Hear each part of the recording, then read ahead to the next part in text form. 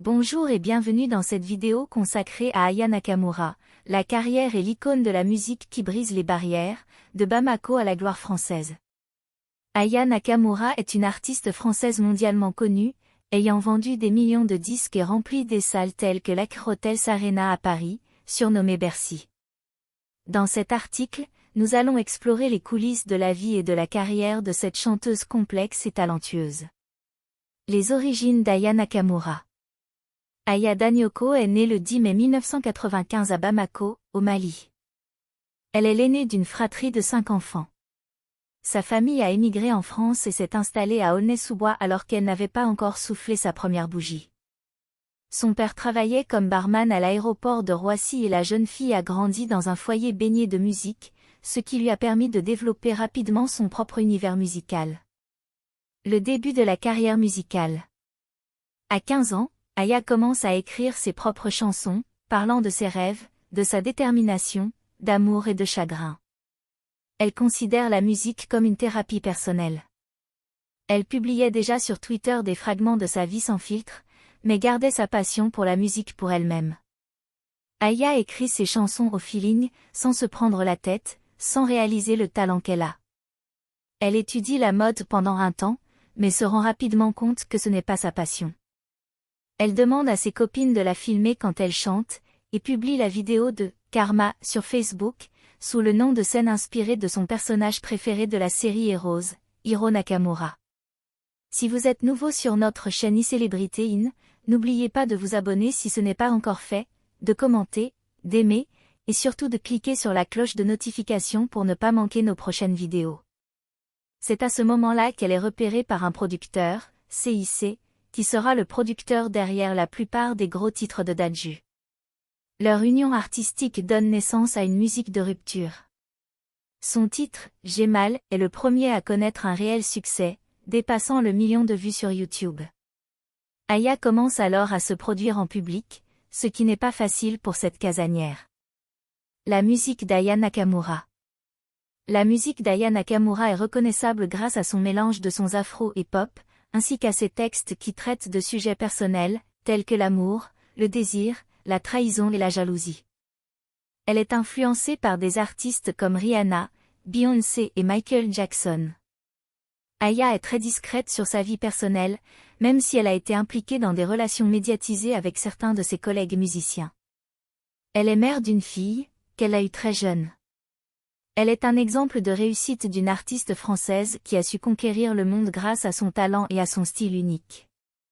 Elle a réussi à dépasser les frontières et est devenue une référence en matière de musique afropop. Sa vie personnelle reste privée, mais ça. Aya Nakamura, l'icône musicale qui brise les barrières. Aya Nakamura est une artiste française d'origine malienne qui a conquis les cœurs des auditeurs du monde entier.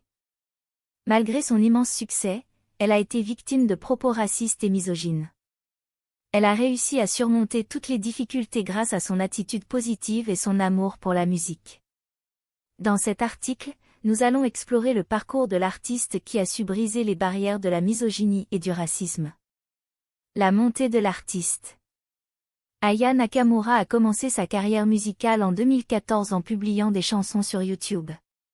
Son premier single, Karma, est sorti en 2015 et a connu un grand succès en France. Elle a ensuite sorti d'autres singles, mais c'est avec son album, Nakamura, sorti en 2018 qu'elle a explosé sur la scène internationale. Depuis, elle a sorti de nombreux succès tels que Dja, Pouki et Copine. Elle est devenue une icône de la musique française avec plus de 17 millions d'auditeurs mensuels sur Spotify. La misogynie noire. Malgré son succès, elle a été victime de propos misogynes et racistes. Elle a été attaquée sur son physique et sur sa couleur de peau. Les médias ont hypersexualisé sa musique et l'ont souvent déshumanisée. Elle a subi la misogynie noire, qui est une forme de sexisme ajoutée au racisme. Cependant, elle est restée forte et a su se concentrer sur sa fanbase plutôt que sur le grand public. Aya est devenue une icône féministe sans même s'en rendre compte. Elle a toujours été fidèle à elle-même et n'a jamais changé pour se faire apprécier ou accepter dans l'industrie de la musique. Elle est un exemple pour beaucoup de filles qui veulent réussir dans l'industrie de la musique. Bien qu'elle ne se revendique pas comme féministe, elle incarne les valeurs du féminisme en s'assumant complètement et en refusant de laisser les médias influencer son art. Surmonter les épreuves. Elle a dû surmonter de nombreuses épreuves, notamment une relation tumultueuse avec le rappeur Niska qui l'a agressée physiquement. Bien qu'elle ait eu du mal à en parler publiquement, elle a finalement trouvé le courage de le faire. Elle a également choisi de rester fidèle à elle-même et d'éviter les plateaux télévisés qui ne montraient pas la véritable personne qu'elle était. Aya Nakamura est une artiste exceptionnelle qui a su briser les barrières de la misogynie et du racisme. Elle est une icône féministe qui incarne les valeurs de l'indépendance et de l'authenticité. Elle a prouvé que le succès est possible en restant fidèle à soi-même. Son parcours est un exemple pour tous ceux qui veulent réussir dans l'industrie de la musique.